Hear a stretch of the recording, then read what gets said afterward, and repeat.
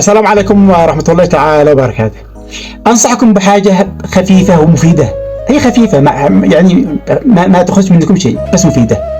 هذا هو مفيدة إلى أبعد الحدود.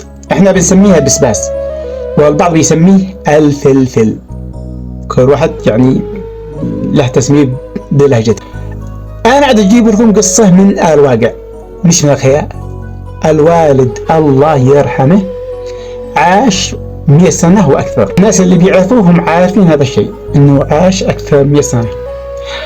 إيش كان يفعل بالضبط؟ كان لما بنجيب له الفطار أو الصبوح يشتي من هذا مطحون أو مهروس أو مدقوق، كل واحد يفهمها بلغته أو بلهجته.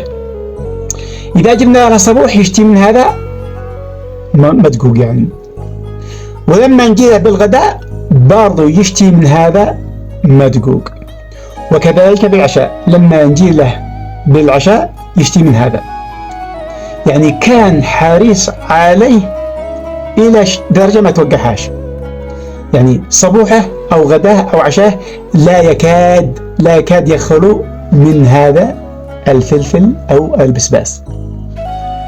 طبعا صحته كانت ما شاء الله، والكل اللي بيعرفه عارف هذا الشيء.